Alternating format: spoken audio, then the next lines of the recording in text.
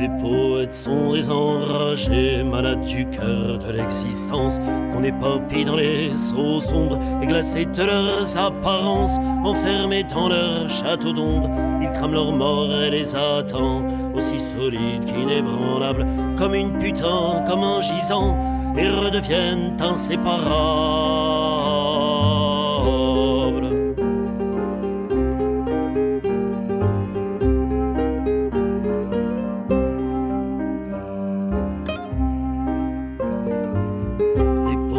Ont perdu la porte, mais le bruit de la clé qu'ils portent au cou résonne, sonne le glas des amours mortes et du trépas.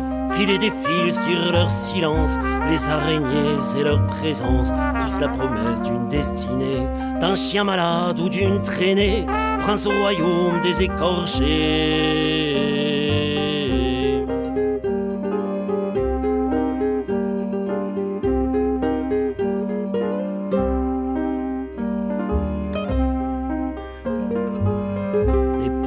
Ont juste voulu boire au raccourci de l'existence d'un unique trait tout le nectar dans un accès de suffisance, crachent les pleurs et sans hasard vomissent les mots de leur souffrance.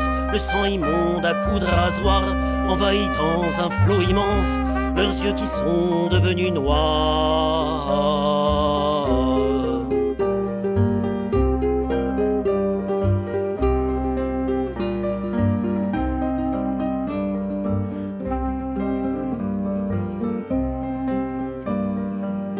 Les poètes ont vendu leurs amours au grand marché du désespoir pour quelques sous qui n'ont plus cours, pour être bien sûr de s'émouvoir, aveugles et sourds de trop avoir vu, de trop avoir entendu.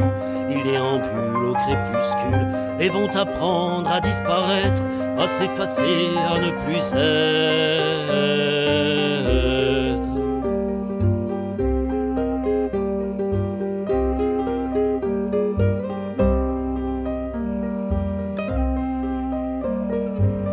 Et si vous leur jetez la pierre de leurs grotesques apparences, si l'on se joue de leur misère, alors sans trop de conséquences, ils finiront désenchantés et dévaleront vaille que vaille le labyrinthe de leur folie, jusqu'aux frontières de vos murailles, pour s'éteindre dans un dernier cri d'avoir eu peur d'aimer une femme.